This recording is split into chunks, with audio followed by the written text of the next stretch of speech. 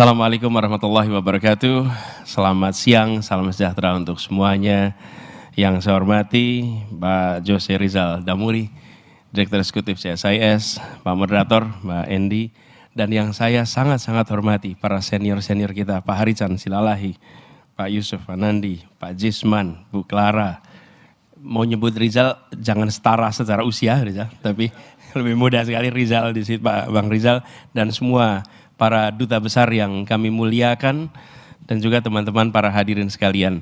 Saya merasa sangat terhormat ketika mendapatkan undangan. Kami memang mengkhawatirkan soal penjadwalan.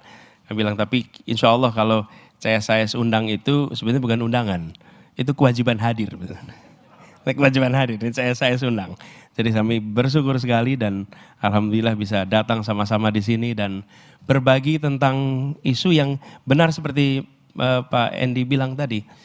Di dalam perjalanan saya selama 1 tahun ini, Pak Endi, yang mengungkapkan pertanyaan tentang isu internasional itu sedikit dan sedikit sekali.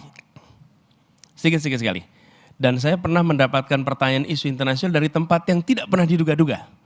Tetangganya Pak Yusuf ini, di Bukit Tinggi Pak Yusuf. Oke, bukan Sawalunto Pak, ini Bukit Tinggi. Beliau bersama tuh di Bukit Tinggi bertanyanya tentang isu global, betul-betul isu global, soal pertahanan sudah sampai saya melongo gitu. Ini luar biasa nih. Memang udah orang masyarakat Minang dari dulu sudah global pandangannya.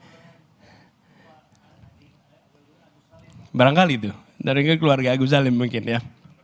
Tapi of all places itu saya ingat yang saya ditanya itu di sana.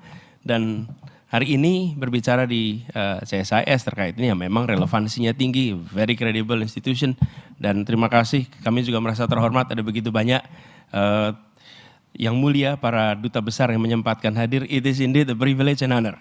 We're very delighted that you all are allocating your time, your busy schedule to attend this very important session organized by CSIS. Terima kasih. Boleh beri tepuk tangan para dubes-dubes ini yang khusus hadir di sini. Nah, saya akan mulai dengan bercerita mungkin Pak. Saya di kantor, masih jadi ngurusin kampus 2011. Duta Besar Kanada membuat appointment untuk diskusi. Kita waktu itu sering ngobrol diskusi, itu masuk di sini CSIS, Cermat Tema Internasional. Nah, Pak Dubes dari Kanada ini mau datang. Nah, saya kalau terima ada tamu mau datang, saya minta tolong dilihatin CV-nya. Paling tidak saya tahu sebelum beliau udah sampai apa nih CV-nya. Saya baca CV-nya Dubes Kanada ini. Lalu tertulis di situ disertasinya adalah The Spirit of Bandung and Independence Movement Across Africa. Jadi unik juga ini. Jadi ketika dia datang saya tanya, Pak Dubes gimana ceritanya disertasi Bapak kok tentang Spirit of Bandung, Deklarasi Bandung. Lalu dia cerita, saya baru lulus sarjana menjadi diplomat muda, ditempatkannya di Afrika. Kemana saja saya berkeliling dan bertemu, semua orang menyebut Bandung, Bandung, Bandung. Apa ini Bandung, kata dia. Sebagai orang yang dari Kanada, apa itu Bandung? Dan kemudian dia mencoba membaca, ternyata mereka cerita betapa inspirasi dari peristiwa Bandung itu luar biasa. Dan saya ketemu kira-kira 2011. Itu 56 tahun sesudah peristiwa Bandung. Lalu di tahun 2015 peringatan 60 tahun KA. Saya dapat tugas di situ, among tamu Pak. Among tamu siapa? Kepala-kepala negara yang datang. Nah kebetulan saya dapat among tamunya itu pas ada dari Afrika Selatan, ada yang bagian meja saya nih. Jadi saya ngobrol dengan mereka, lagi-lagi mereka cerita. Kami tidak hadir, tapi cerita dari orang tua generasi sebelumnya tentang konferensi Asia Afrika itu luar biasa. Bahkan yang di sebelah saya dari Afrika Selatan dia cerita, Nelson Mandela semula mau berangkat. Tapi mereka waktu itu memutuskan kalau Nelson keluar dia mungkin gak pernah bisa kembali lagi. Jadi karena itu diputuskan Nelson tidak pergi. Dan benar 5 tahun kemudian Nelson ditangkap dan baru dibebaskan 29 tahun kemudian. Apa yang terjadi Pak? Saya merasakan ditunjukkan ketika Indonesia hadir, ketika Indonesia aktif dan tidak transaksional, kita hadir memikirkan dunia, maka dunia mengingat dan dunia menetapkan kita sebagai referensi. Itu dilakukan di sana. Apa katanya? Kami kagum karena Indonesia merdeka sendiri. Yang kedua, kami kagum dengan ratusan bahasa dan utuh. Kami kagum dengan bangsa yang punya satu bahasa bersama, kami sulit akur di sana. Ini cerita mas-mas itu. Menggunakan kita sebagai rujukan. Ini satu peristiwa yang saya alami yang menunjukkan bahwa ketika kita menyadari kami warga dunia itu berdampak. Yang kedua, pengalaman pribadi.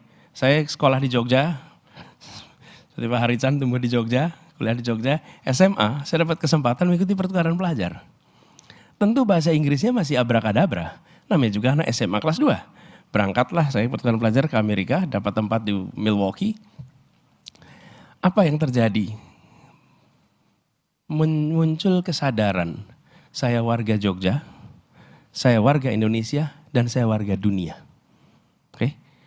Lalu peristiwa yang saya alami ketika 2011 itu peristiwa di mana Indonesia dan pemimpin-pemimpin di Indonesia, Ali Sastroamidjojo, kemudian Soekarno dan generasinya menempatkan Indonesia sebagai warga dunia, bukan sekedar sebuah entitas terlepas dari dunia, bagian dari komunitas dunia. Dan ketika perasaan itu ada, maka kita berkiprahnya 3 level. Nah, kenapa saya sampaikan di awal? Sebelum kita bicara technicalities tentang policy, menurut saya yang paling fundamental yang harus dikembalikan di dalam bangsa ini dan negara ini adalah kesadaran kolektif bahwa Indonesia, warga Indonesia adalah warga Indonesia dan warga dunia. Dan kepemimpinan selalu berbicara tentang dunia kita berpartisipasi, tidak absen, tidak menjadi penonton, dan tidak memandang dunia semata-mata sebagai tempat lain tempat kita bertransaksi. Tapi kita anggota dari sebuah manusia ke masyarakat, kemanusiaan yang selalu harus terlibat. Paradigma ini yang ingin kita kembalikan di dalam perjalanan ke depan Republik ini. Jadi sesudah kita bicara paradigma itu baru nanti bicara tentang apa policy-policy-nya. Jadi ketika tadi bicara brand of Indonesia dan lain-lain, karena kami ingin pandangan menjadi bagian dari dunia itu adalah sesuatu yang inherent. Kami merasakan juga Pak ketika kami bertugas di Jakarta. Pada saat kami bertugas di Jakarta, Jakarta ini kota terbesar di belahan selatan bumi. The largest megapolitan in the southern hemisphere is Jakarta. Tapi di begitu banyak forum kota dunia, Jakarta is very consistent in its absenteeism dalam kehadiran. Di seluruh konsisten kita. Jadi ketika kemudian 2017 kami mulai hadir, itu disambutnya seperti akhirnya Jakarta datang lagi di klub-klub ini. Karena Jakarta betul-betul tidak menjadi bagian. Ada C40, World City Summit, berderet. Itu Jakarta gak pernah menjadi bagian dari itu. We are big and we are nowhere. Lalu saya kumpulkan teman-teman di jajaran, saya bilang ini seperti kita ini warga kampung, rumahnya nomor 4 terbesar di dunia, selalu bayar iuran kampung, tapi kalau rapat gak pernah ikut datang. Tapi tertib, rapi, tidak mengganggu stabilitas kampung. Cuman kita nggak pernah ikut di dalam rapat-rapat kampung. Cuman kita nggak mengganggu. Nggak boleh lagi. Indonesia tidak boleh lagi menjadi penonton di samping. Indonesia sudah harus aktif dan Indonesia harus direcognize. Bukan hanya sebagai sebuah negara besar, tapi negara yang bisa jadi referensi. Nah, perjalanan itu kemudian slide tadi sudah ditunjukkan ya. Kita ada 2 slide bahasa Indonesia, bahasa Inggris. Silakan Bapak Ibu pilih. Saya ingin sedikit mulai dengan gambaran perjalanan ke depan. Ini pakai ini ya, klikernya ya. Dioperasikan atau saya jalankan di sini? Oke, saya jalankan di sini. Jadi Bapak sekalian, ini adalah slide yang kami buat untuk menggambarkan perjalanan kita sebagai negara, sebagai bangsa. Dimulai tahun 28. Kita menyatakan satu bangsa, itu satu yang pertama. Satu yang kedua jadi satu negara, tahun 45. 17 tahun kemudian. Tapi waktu itu kita masih fase transisi federasi. Baru tahun 50 kita menjadi satu NKRI. NKRI. Jadi kalau hari ini bilang NKRI harga mati, itu bukan 45 sebetulnya Pak. Karena NKRI-nya baru tahun 50. Soekarno dalam peringatan 17 Agustus tahun 50 mengatakan, ini proklamasi yang kedua. Karena bulan April dideklarasikan satu negara integral, bulan Agustus dinyatakan itu. Itu satu yang ketiga. Satu yang keempat, ya kita tahu deklarasi Juanda yang mengatakan bahwa satu tanah dan air. Sebelumnya hanya satu tanah, airnya tidak. Tapi perjuangannya panjang sampai UN Close tahun 82. Jadi satu bangsa, satu negara, satu kesatuan, satu tanah air. Nah, yang kelima ini visi kita, satu kemakmuran. Satu kemakmuran. Kenapa? Karena ketimpangan hari ini luar biasa. Bapak Ibu, saya nggak bawa datanya di sini, tapi penting untuk disadari. Jawa Sumatera Human Development Index 20 provinsi ini dibandingkan dengan seluruh wilayah di Indonesia selisihnya 10 tahun. Jadi angka Human Development Index di Jawa dan Sumatera 10 tahun lalu itu sama dengan angka Human Development Index di seluruh Indonesia hari ini. Telatnya gapnya 10 tahun. Balkanisasi yang kita lihat dulu, kita lihatnya etnik, suku, agama, ras, bahasa. Underlyingnya adalah economic disparities. Kosovo, Slovenia, itu semua, Herzegovina, itu economic disparities yang luar biasa. Karena itu kami melihat untuk Indonesia utuh ke depan, kita harus menjaga agar Indonesia menjadi satu kemakmuran. Itu istilah yang kami gunakan. Kapan? Tahun 2045. Jadi 2045 itu, Pak Jesman kalau boleh lihat pakai term ekonomi, itu bukan kita mencapai pendapatan per kapitanya berapa atau GDP kita berapa, bukan. Tapi kita menjadi satu kesemakmuran, satu kesejahteraan. Nah, dengan pandangan itulah, maka kemudian kita melihat Indonesia menjadi bagian dari tantangan global. Kita menyaksikan tantangannya sudah lama dan kita punya beberapa. Satu yang kita sama-sama saksikan nih. Kita ada peningkatan ketegangan global. Itu kita sama-sama sadari.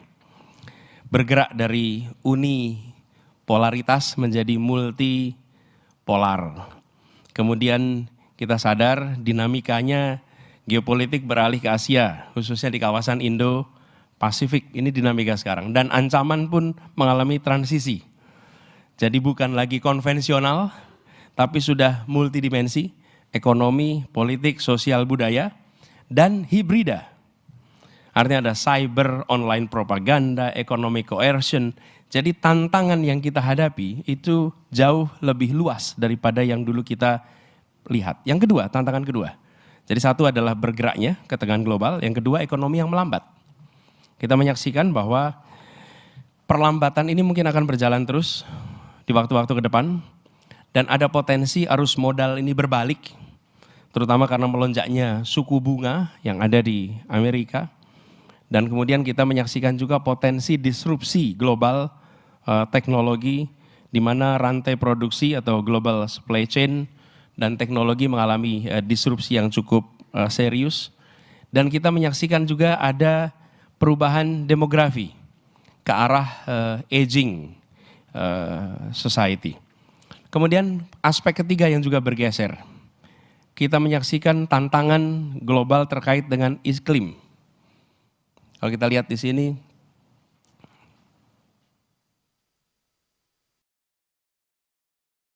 tantangan iklim yang cukup besar, climate crisis ini.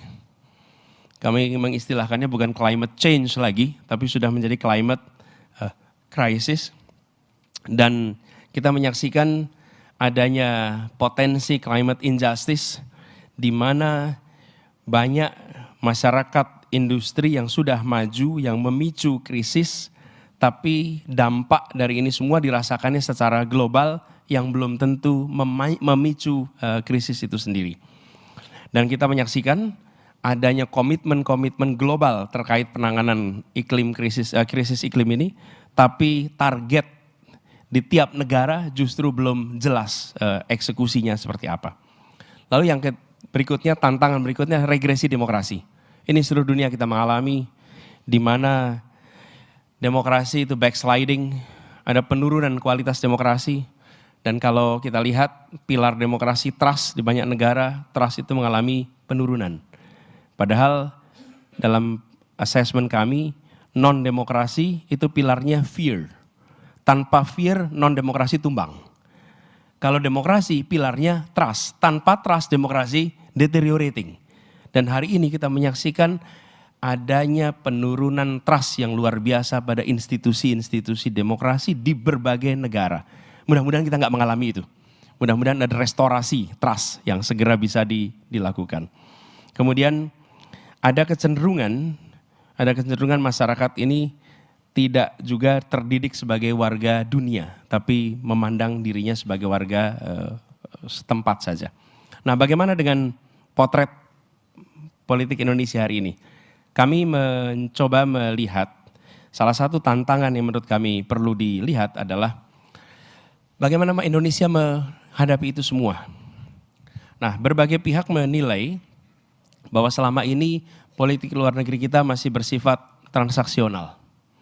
Artinya Indonesia bergerak ketika politik luar negeri memberikan keuntungan investasi, keuntungan perdagangan, dan bukan sebagai tanggung jawab sebagai warga dunia.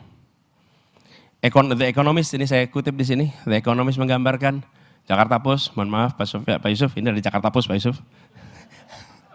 Jadi Jakarta Post juga mengatakan hari yang ya tone-nya sama kira-kira. Bahwa kita mengejar kepentingan sempit di dalam berhubungan internasional.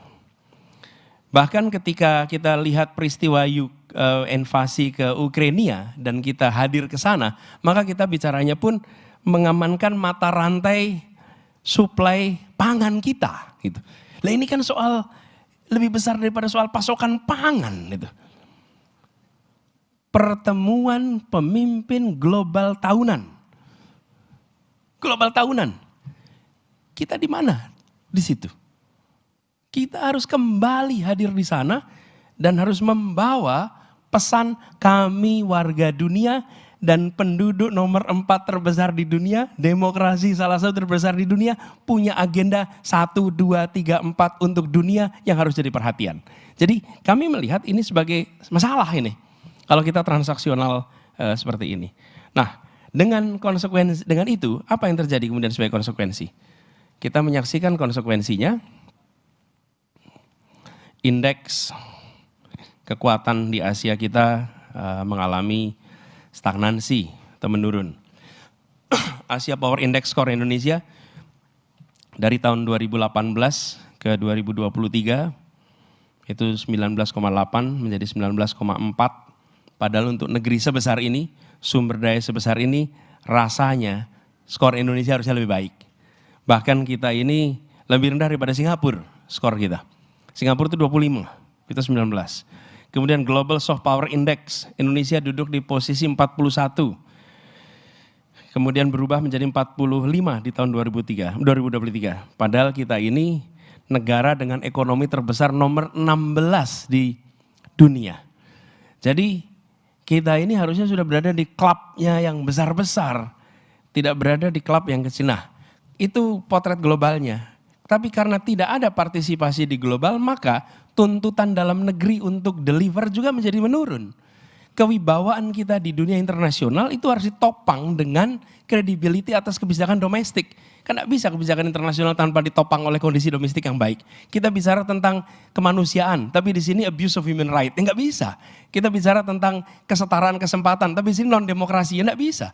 Domestiknya konsekuensinya kita menurun juga. Apa yang terjadi? Indeks demokrasi kita turun. Indeks persepsi korupsi kita turun.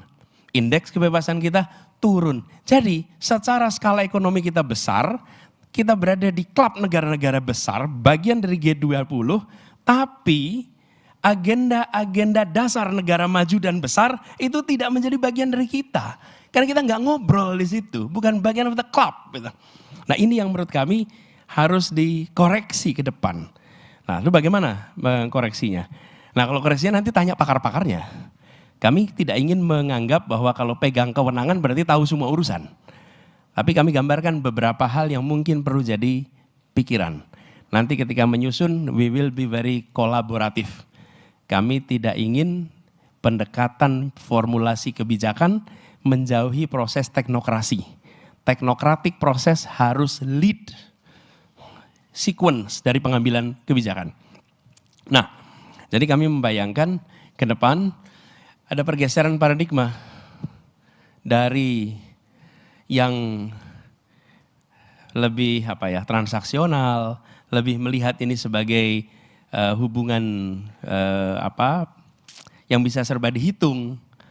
Tapi ini sesuatu yang value based, smart power istilah yang kami gunakan. Dan di sini kita mencoba untuk menggeser dari yang kebijakan transaksional menjadi kebijakan berbasis nilai. Kemudian strateginya adalah dari diplomasi yang lebih pragmatis menjadi diplomasi yang lebih cerdas. Dan kalau bicara terkait dengan ini, tadi saya sudah sampaikan, kemanapun Indonesia menyusun kebijakan, terlibat, maka kita menunjukkan nilai-nilai yang menjadi kompas kebijakan kita. Kalau kita punya nilai, itu pegangan. Seorang yang tidak memegang nilai, dia tidak punya kompas. Kalau tidak punya kompas, dia tidak akan ada pegangan mana benar, mana salah. Mana sesuatu yang bisa, mana yang jangan. Tetapi ada judgment di situ. Dan judgment ini, itulah butuhnya kenapa ada kematangan. Kenapa ada leadership. Karena ada judgment. Ada masa mungkin atas situasi kita tidak bisa menjalankan persis 100% seperti nilai yang kita miliki. Tapi kalau kita punya pegangan nilai, kita bisa kembali lagi pada nilai itu. Karena kita sadar ada yang meleset. Tapi kalau kita tidak pegang nilai, maka potensinya kita melakukan kompromi, lalu off dari track tanpa kita sadari. Kenapa itu menjadi penting? Nanti saya beri contoh beberapa. Lalu yang kedua, terkait dengan yang pragmatis menuju kekuatan cerdas. Ini kami melihat untuk mewujudkan kebijakan luar negeri yang berbasis nilai itu diaplikasikan dengan satu, peningkatan kapabilitas, yang kedua peningkatan daya tarik. Ini dua-duanya ini dikerjakan. Dan peningkatan kapabilitas tentu saja dengan kerjasama perekonomian, kemudian kolaborasi postur pertahanan dan lain-lain. Dan daya tarik Indonesia itu dengan diplomasi kebudayaan, diplomasi pendidikan, yang membuat Indonesia ini punya daya tarik yang luar biasa. Dan ini adalah negeri yang memiliki dua kekayaan turnya nih, culture and nature. Ini dahsyat dua-dua ini kalau kemudian dia menjadi attracting factor bagi dunia untuk datang. Kalau kita mengadopsi itu, turunan kebijakan di dalam negerinya pun begitu. Tapi kalau kita tidak mengadopsi paradigma itu, sekarang sederhana aja, CSIS ini lembaga penelitian. Kalau ada peneliti dari luar negeri mau datang ke sini, rumitnya nggak kira-kira. Kecuali memiliki endurance yang luar biasa, dia pindah ke negara lain. Ngurus izinnya setengah mati, Pak. Dan itu menggambarkan apa yang kita tidak menempatkan Indonesia ini sebagai sebuah tempat yang harus punya daya tarik gitu. Bahkan kalau menurutnya agak kritis, kita tutup mereka aksesnya dari sini. Ben Anderson contohnya waktu itu ya, akhirnya fokusnya ke Thailand dan kita kehilangan resources yang luar biasa gara-gara seperti itu. Nah, kami melihat paradigma atau strategi nanti kita ingin ubah.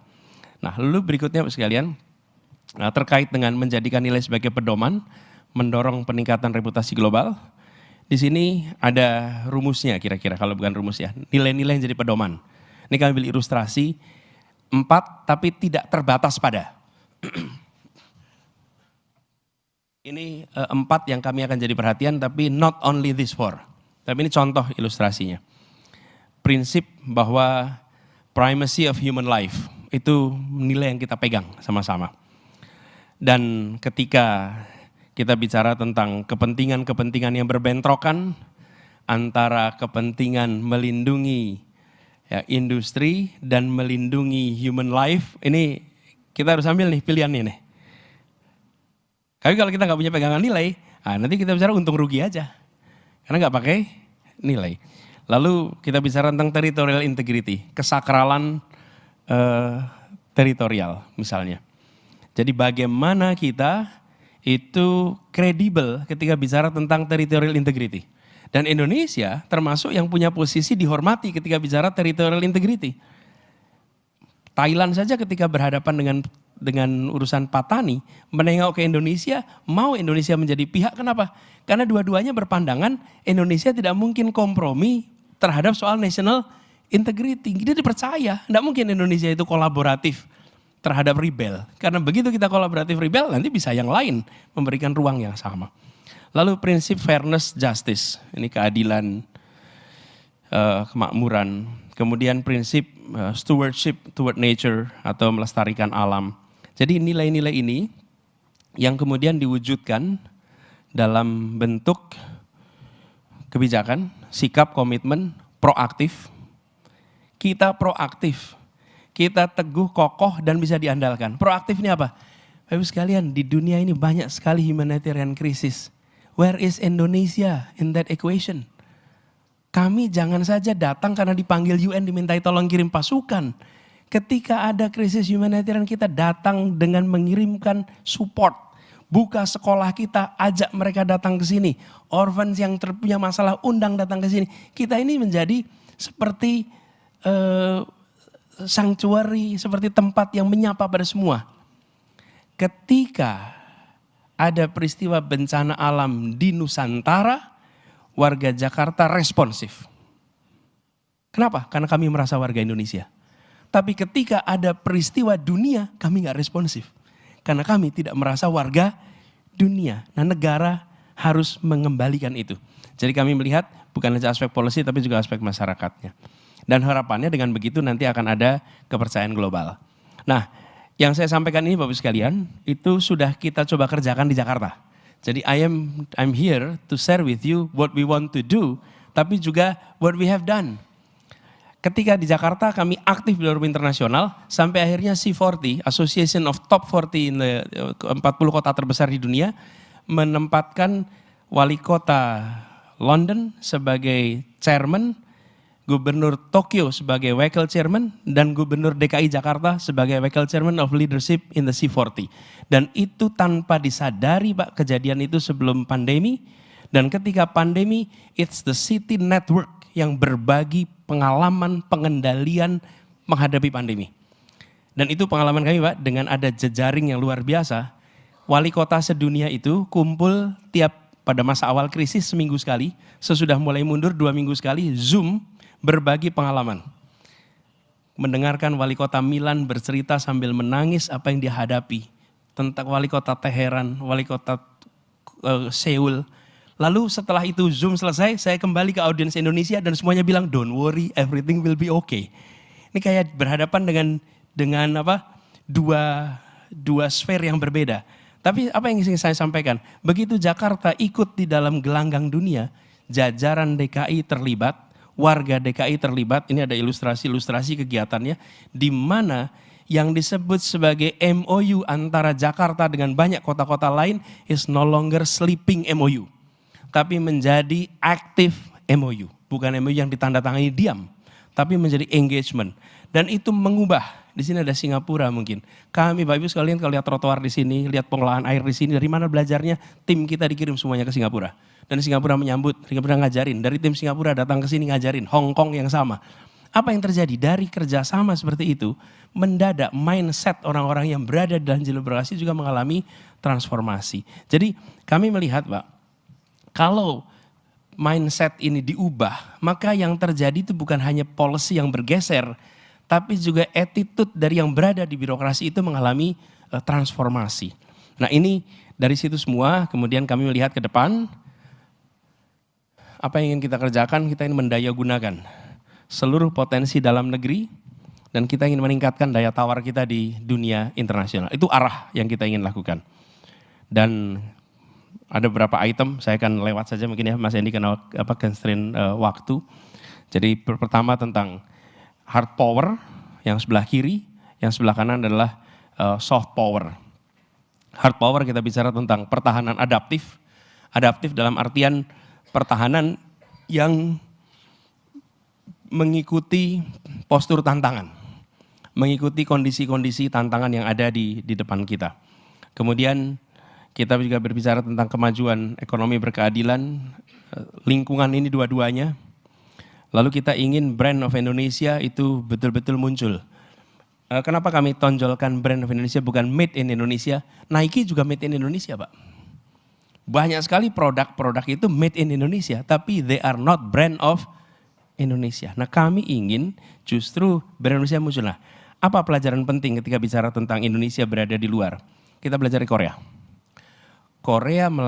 Negara melakukan investasi besar-besaran di bidang yang sekarang disebut sebagai soft power, dari mulai musik, film, tari, seluruh yang terkait dengan seni, termasuk film, itu investasi oleh negara besar-besaran, sehingga private sector kemudian pick up.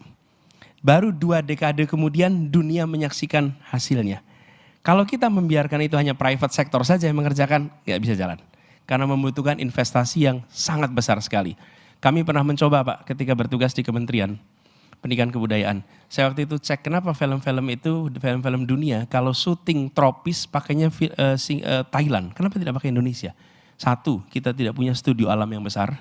2, kita tidak punya alat-alat untuk melakukan mixing, alat-alat untuk melakukan editing film-film yang kelas dunia. Dan investasi di situ mahal sekali. Tidak ada swasta yang mau mengerjakan.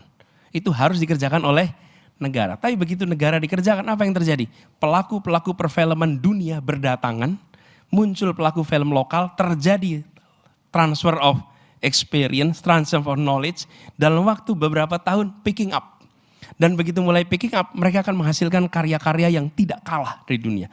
Dan ini yang harus kita lakukan. Jadi ketika kita berbicara tentang kekuatan brand Indonesia dan diplomasi proaktif, maka kita harus melakukan investasi yang agak serius di sini.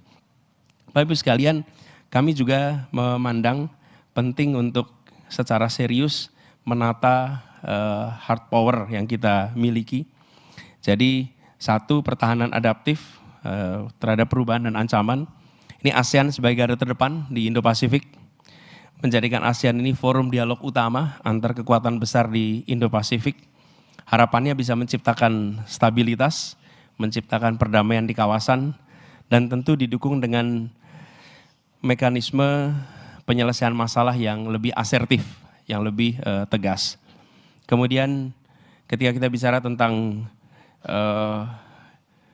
new essential force, kita harus mulai mendorong alutsista yang berorientasi pada fungsi dan teknologi, tidak hanya soal jumlah, tapi harapannya fungsinya, penempatannya, adopsi teknologinya, dukungan infrastrukturnya, itu juga mengalami transformasi. Kemudian bicara tentang kemajuan ekonomi berkeadilan, kita mendorong tentang reindustrialisasi. Ini yang ingin kita dorong sekalian. Kita mengalami ketimpangan, karena itu kita mendorong banyak tempat menjadi pusat-pusat perekonomian baru di Indonesia. Dan kalau itu kita bisa kerjakan, maka bukan hanya Jakarta dan Jawa bagian utara, tapi titik-titik utama kota kecil menjadi menengah, menengah bisa menjadi besar di berbagai wilayah di seluruh Indonesia. Ibu sekalian yang kami hormati, saya bisa go on soal ini, Pak. Ini masih bisa saya terusin lagi atau sudah? Kalau masih boleh saya terusin dulu. Jadi terkait dengan lingkungan sebagai daya tawar, kami memperhatikan bahwa akselerasi transisi energi sesuai dengan keunggulan lokal, ini perlu kita dorong. Indonesia menandatangani berbagai kesepakatan global terkait dengan lingkungan hidup, tapi itu belum menjadi agenda teknokrasi yang diterjemahkan di tiap wilayah. Antar KL, kementerian, lembaga, clear target belum ada. Kami yang di daerah, kalau Bapak Ibu tanya gubernur wali kota, dapat perintah tidak untuk eksekusi dari COP26 misalnya, kita nggak dapat. Apalagi wali kota dan bupati. Sehingga kesepakatan-kesepakatan itu belum muncul menjadi kebijakan yang lengkap. Kemudian terkait dengan soft power yang tadi saya sebagian sudah sempat sampaikan, kami berharap sekali bahwa diplomasi atau keadilan diplomasi ekologis dan keadilan iklim internasional ini benar-benar menjadi salah satu agenda utama kita ke depan. Soal brand Indonesia saya sudah sampaikan. Lalu yang ketiga yang saya ingin sampaikan di sini juga adalah diplomasi yang proaktif, Pak. Kita ingin lebih aktif hadir di semua forum-forum dunia. Jangan jadi penonton. Jadi apakah itu UN General Assembly, apakah itu G20, OKI, OECD, itu kita betul-betul menjadi partisipan aktif. Dan hadir di sana tidak bisa bertanya begini, untungnya apa? Nggak bisa, karena itu bukan pertanyaan tentang untung rugi hari ini. Ini soal kita sebagai warga dunia ikut ambil tanggung jawab atas masalah yang ada di dunia. Ini bukan kita dapat untung apa. Di situ sikap bertanggung jawab. Kemudian soal perlindungan WNI di seluruh dunia. Yang kita sekarang menyaksikan ada begitu banyak tenaga-tenaga kerja kita yang berada di dunia yang perlu dapat perlindungan serius. Dan kita aktif di dalam bantuan krisis kemanusiaan, bantuan perdamaian, termasuk yang sedang ramai sekarang terkait dengan Palestina. Jadi dari itu semua, Bapak sekalian, garis besar itu kami memetakan beberapa langkah ke depan. Pertama,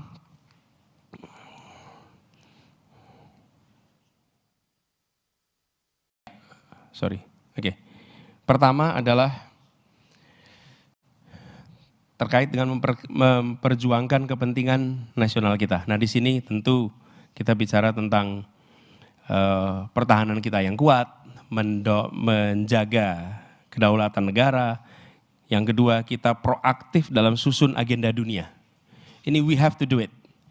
Ini masing-masing item ini, yang atas hijau itu prioritas segera, yang biru itu prioritas yang jangka menengah dan panjang. Yang segera pertahanan kuat dan kedaulatan tegak. Kemudian yang kedua, proaktif susun kebijakan dunia. Ini korps diplomatik kita makin strategis. Dan korps diplomatik kita diarahkan untuk lebih energinya dihabiskan untuk aktivitas diplomasi. Dan banyak dari korps diplomatik kita ini punya urusan-urusan yang entertainment. Betul ya Pak Dubes?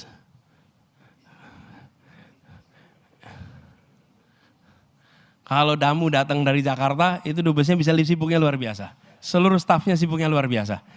Tapi Bapak sekalian lihat kalau korps diplomat di Jakarta, diplomat asing ini. Mereka kalau ada ketemuan, ya kalau high rank official mereka entertain. Tapi tidak semuanya kemudian dihabiskan. Bahkan pasukan kendaraan kita pun didesain untuk mengakomodasi tamu-tamu yang datang dari Indonesia. Kita harus lakukan reform di situ. Sehingga korps diplomat kita itu efisien untuk bekerja. Ini pengalaman yang suka ngeliatin diplomat waktu zaman kuliah dulu Pak. Gitu. Karena kita zaman kuliah sering nonton ini nggak boleh nih sumber daya negara dipakai begini terus. Lalu kami juga melihat pentingnya melibatkan diaspora.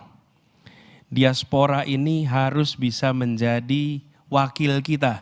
Kita itu bangga ada Bu Mary di sana tuh. Kita tuh bangga ada Bu Sri Mulyani di sana tuh. Nah kita ini kepengen lebih banyak lagi orang-orang Indonesia yang bisa berada di posisi-posisi kunci di mana-mana.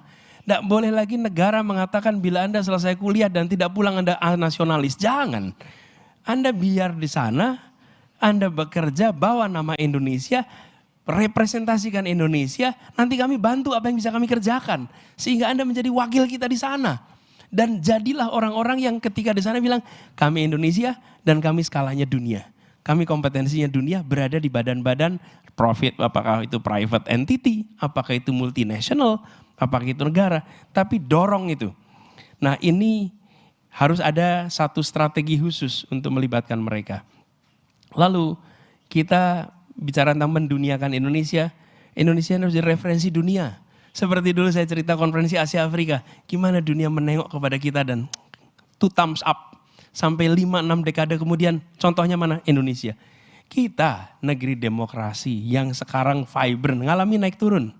Kita negeri yang aman, damai, negeri yang banyak aspek dari kita ini yang bisa ditawarkan kepada dunia. Tujuannya apa? Menjadikan Indonesia sebagai referensi dunia. Lalu yang ketiga, kita bicara tentang merealisasikan ekonomi dan investasi yang berkelanjutan. Tentu saja ini kita bicara tentang pemerataan pembangunan ekonomi, ini yang jangka pendek, reindustrialisasi yang jangkanya menengah.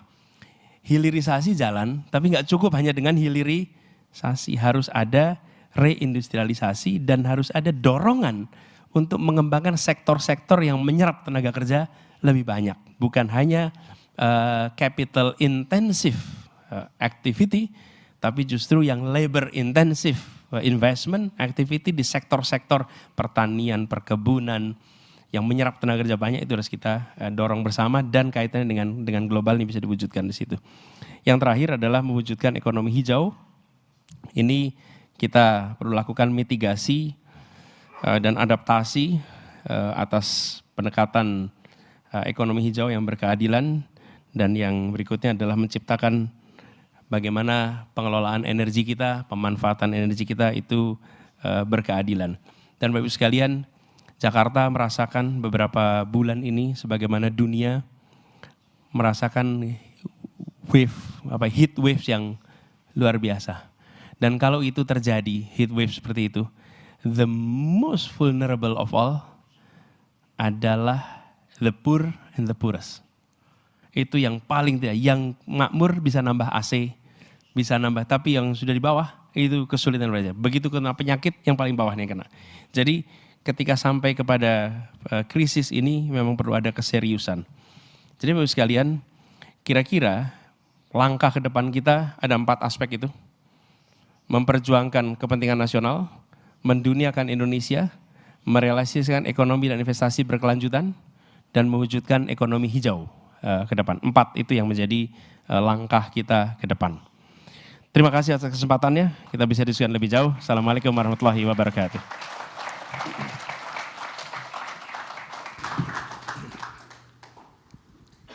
Terima kasih Pak Anies atas